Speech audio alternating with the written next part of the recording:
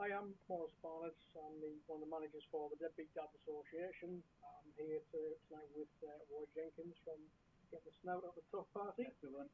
And basically what we want to do now is we want to sort of bring the collusion and corruption between the Secretary of State and the Ministry of Justice in together, sort of bring it under one umbrella. Now, we've gone on about the Child Support Agency and how corrupt that is, and how they're actually forcing fathers into poverty because they can't afford to pay the mortgage, they can't afford to pay the council tax or any other bills.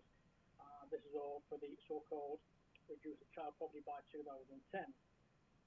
What we're now noticing is when you can't pay your mortgage or you can't pay your council tax, you've got to go through this, what we thought was the Her Majesty's Court Service, but we've actually found out through John Harris that Her Majesty's Court Service is actually a corporate business. And we've actually found out that Her Majesty's Court Service has CCJs against it. So try and work that one out. So what we're going to do is we're going to discuss that when you're actually going into court, right, you've had the same problems as well, is that you're not allowed to give your evidence across. They're not actually following the correct procedure, and all the collusion and corruption is all in favour of the other side, i.e. the Secretary of State, or like the banks. Now, we've sort of found out that the banks, when they actually lend you money, it's not actually their money what they're lending to you. But I mean, that's not something else which we can discuss a bit later on. But I mean, have you found when you go into court, they're not adhering to the correct procedure? You know, they're supposed to have the evidence, as you say, with 7 days prior to the court case. When you've been going into court, the same when we went to the court, a lot of procedures were actually being broken, i.e. Mortgage companies are passing details over to solicitors. They are supposed to inform you that they're passing details over to solicitors. If a solicitor wants to inform a third-party agent to go in and act in court on their behalf, they then have to inform you, but they're not doing that. As you said before, you're actually given a document, sort of this thick. Actually, before you actually went into, as I was actually going into court, walking into the courtroom, I was offered one of the papers, as was the judge. So we were supposed to read these papers while the court case was going on. But when we actually did look at them, they're just 32 pages of actual figures. I've tried time and time again. I get depressed, not depressed, but angry at our children and our grandchildren. Because whatever you go down the line, what everybody says, what Brown and Blair are doing is pushing us nearer and nearer to be owned by the European community. If they can put you out of your house, or if they say to you, well, we will help you, you are then grateful to the government. We've had a credit crunch. This credit crunch hasn't just happened. It's been planned. It's been planned. And we've got evidence on videos, not my evidence, but which shows it's actually how it's done by the American bank. I actually wrote to the FBI head office in Washington, and I said, these are the criminal acts committed by the Bradford and Bingley in court in the UK. Now we know that the Bradford and Bingley own a lot of sublet or prime, whatever they call them, in America, the people who bought mortgages. And we asked the FBI to investigate. Not a dicky bird. I went to Kentucky 2.5 years ago, 3 years ago, and I was campaigning while I was there. Well, I went out one afternoon, down for something to eat. Suddenly there was a car behind me with 2 blue lights on. Pulled over, well, I'm not speeding, I'm not doing anything wrong. So a gentleman got out, and when I wound the window down, I mean, I watched the film, he told me not to get out of the car, so I didn't. They came up to the side of the car, well dressed. They asked me direct, are you Royston Jenkins? Now, I've been in Kentucky 10 days. How the hell is anybody going to know my name? Then he said, he pulled what they call the badges out to say they were both FBI. And he says, you've been going on about Blair, you stop. You do not do it anymore.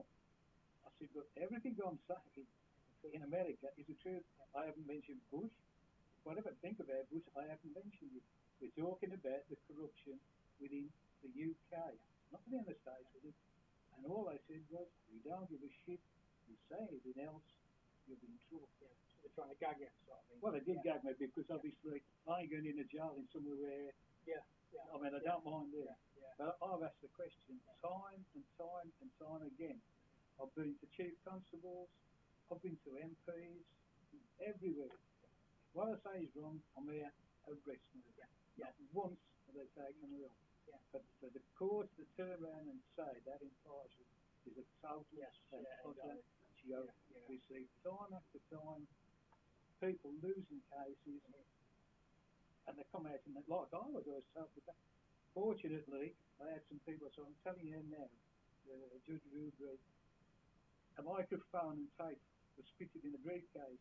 So when you said you didn't invite the Bradford and Bingley people back to your chambers after the hearing, it's a bloody lie, same as they lie.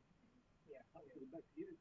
I mean, it was exactly when I had my house repossessed. I went in, and District Judge Swindley from Bolton County Court, he turned as myself and Shelley walked in. He said, "Nothing about your case has been discussed prior to you coming in."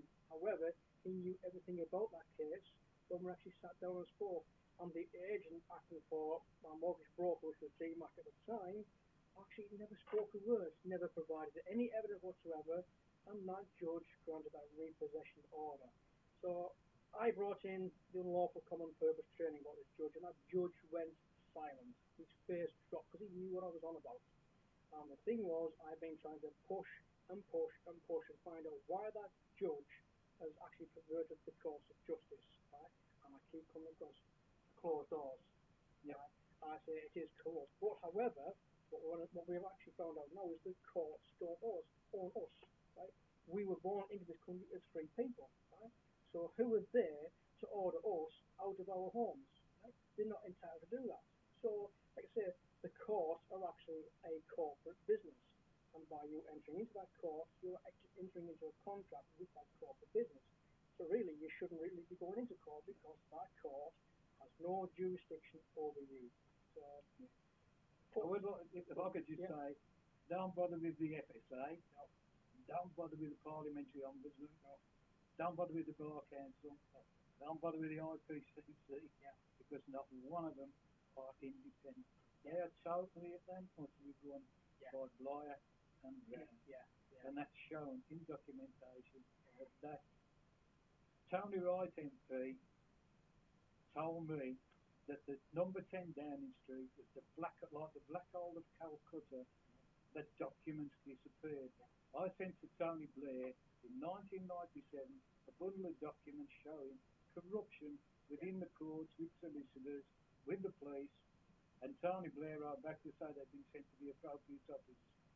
2 years later, I found out they were at the Lord Irvine's office, and my paperwork was actually with the office that told judges where they were going to be sitting for the next 3 months. When they wrote to me, they stated in their letter, this is Lord Irvine's office. They had no idea why Blythe had sent them there, but they still sat on them for 2 years. Last year, I found out that the personal private secretary for Lord Irvine was none other than our local MP, Tony Wright. So we sent them to Blair. Blair knew that Wright was in Irvine's office, sent them there, and they were buried, which is where a lot of other people's stuff goes. They buried deliberately.